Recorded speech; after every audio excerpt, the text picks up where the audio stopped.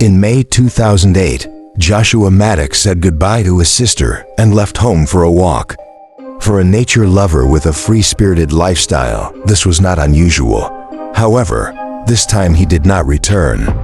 The search for Josh continued for 7 years, but yielded no results. Then, in 2015, less than 2 kilometers away, Chuck Murphy began demolishing his old house to make way for real estate development on the property. Shortly after he started, the stifling space of the cabin, unused for many years, suddenly began to smell of decay near the fireplace. When demolishing the chimney of the cabin, Chuck was shocked to discover a horrifying find in the rubble, which also provided an answer to Joshua's fate: the disappearance. The Maddux family lived in Woodland Park, a small town with a population of around 7,500, nestled among the natural beauty of Pike National Forest in Teller County, Colorado. Apart from Kate and Ruth, the 2 older sisters, the only son in the family was Joshua Maddux. He was known as a young teenager with a carefree attitude, who loved music and often spent his free time composing with his guitar. At school, he was a well-known smart student and well-liked by many. On May 8, 2008, Josh left home after telling Kate he was going for a walk. Knowing that her brother was a nature enthusiast who often went hiking alone, Kate did not think much of the farewell. However, as days passed and Josh did not return, their father, Michael Maddux, began to realize the seriousness of the situation. On May 13th, he called the police to report his son missing. Mike said in an interview, "Searches began with many members scouring the town and the surrounding mountainous areas day after day, but no clues emerged to explain Josh's disappearance.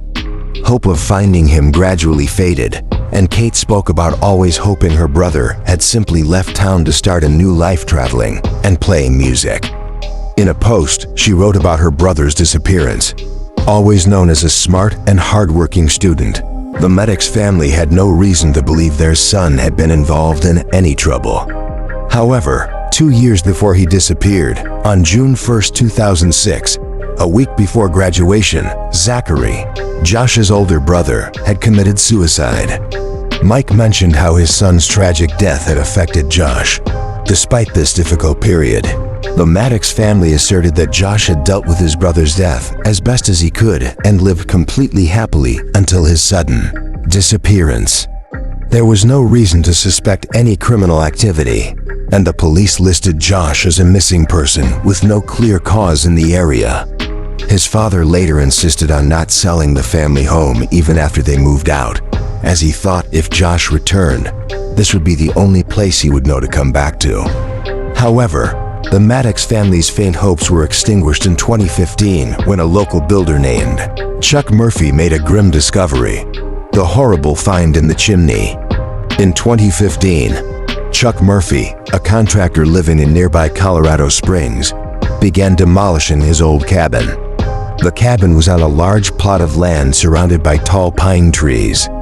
The wooden house had not been used for over 10 years and had fallen into disrepair, so Chuck decided to demolish it to make way for other real estate projects. Previously, the property was known as the Thunderhead Ranch, a complex notorious for vice-like gambling and prostitution, owned by Burt Bergstroms. He was later arrested by the FBI, but the jury, who were allegedly bribed by Burt, declared him innocent. Subsequently, he quickly sold off some of his properties, allowing Chuck Murphy to purchase the cabin and land in 1950. In the years that followed, Chuck's brother lived in the cabin but moved out in 2005. Since then, it became a storage shed for the family, and Chuck rarely visited it. As a result, it gradually became dilapidated, with various wild animals nesting there, causing a persistent, unpleasant odor inside the cabin. This made many people avoid and ignore the house until the day Chuck decided to demolish it. The work went smoothly until they began dismantling the chimney, which led to the homeowner's shock at the horrifying discovery of the body of a young man, curled up in a fetal position inside. Chuck quickly called the police to the scene, and with the help of a dental surgeon, forensic experts identified the body as Joshua Maddux, who lived about a kilometer from the cabin. An accident? The Maddux family was stunned to receive news about Josh's body. His sister Kate said, Al Bourne, the lead investigator of the case, after conducting the autopsy, stated to the press, "Remember that this cabin was only 2 blocks away from the Maddux family home. But strangely, the searches did not include that house. This is probably because there were no signs of unusual activity, other than the old, decrepit state of the cabin, which led the searchers to quickly overlook it." The cabin owner, Chuck Murphy, also rarely visited the place, and even during his visits, he did not notice anything unusual. Another special aspect is that the cabin was situated in the middle of a very large plot of land, surrounded by tall pine trees. The police believed that due to these conditions, even if Josh had cried for help, it would have been difficult for anyone to hear him. During the investigation, the police made the following observations. Finally, on September 28, 2015, after failing to find a reasonable explanation for the mysterious event, investigator Al Bourne concluded that the death was the result of a tragic accident. Bourne believed that Josh had climbed into the chimney and become trapped in the narrow flue. He concluded that the likely cause of death was hypothermia, as the temperature inside the cabin at the time of Josh's disappearance was about -6 degrees Celsius. However, Chuck Murphy found this conclusion unsatisfactory. The controversies. After the police concluded the case, Chuck Murphy raised several questions about the death, which investigators had deemed an accident.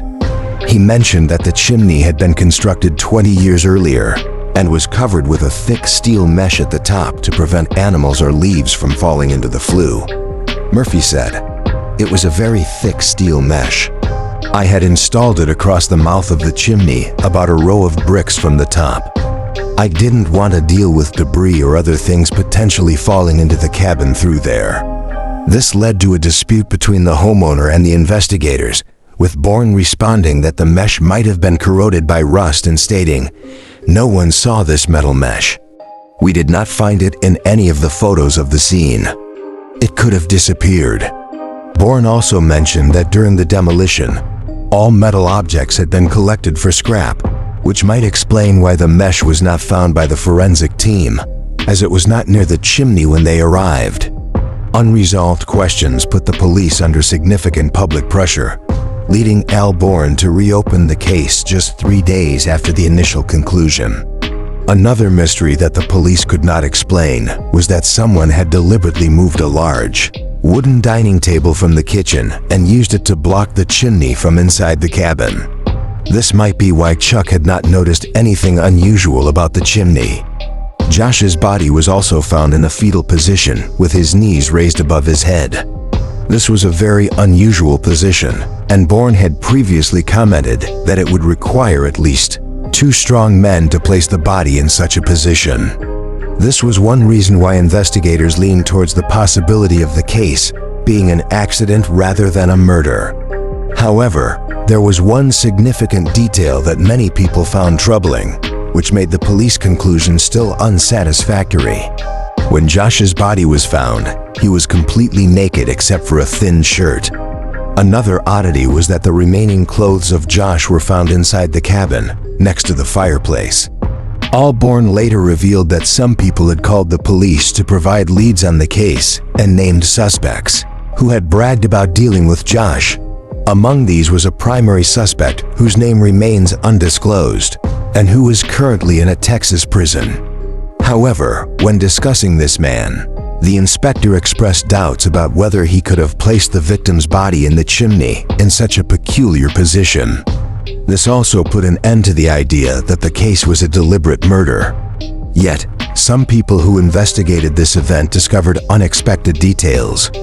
In 2015, a post appeared on Reddit with many new details about the incident, which only someone involved might have known. The post told a story about an event in the town of the poster, and it was easy to recognize it was about this case. The content was as follows. The name Andy in the post indeed refers to a real person. Andy's full name is Andrew Richard Newman. He was previously arrested for his involvement in a stabbing incident in New Mexico, as described in the Reddit post. During his school years, he was also the lead guitarist in a band called The Baumers and gained some fame. Although Andrew later left the state and traveled across the U.S. after graduating, he remained in contact with many of his old friends. With such similarities, it is understandable that Andrew or Andy and Josh grew close. Given what was found at the scene, like Josh's clothes next to the fireplace in the house, and his body found in a strange naked position, many people have speculated whether Andrew and Josh had some kind of romantic relationship and met at the abandoned house on that fateful evening. However, the two might have had a falling out, causing Josh to be pushed out of the house and attempt to re-enter through the chimney, only to become trapped.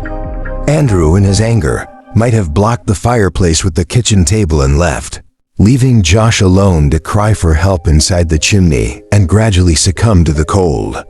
Whatever the final outcome, the biggest mystery in the case remains why, despite so many leads about Andrew, the police completely ignored this person. According to some later Reddit posts, Andrew is currently being treated at a psychiatric hospital. This case ends with too many uncertainties and questions about when it might be resolved. Perhaps it will be a long time before answers are found due to the indifference of the investigating authorities.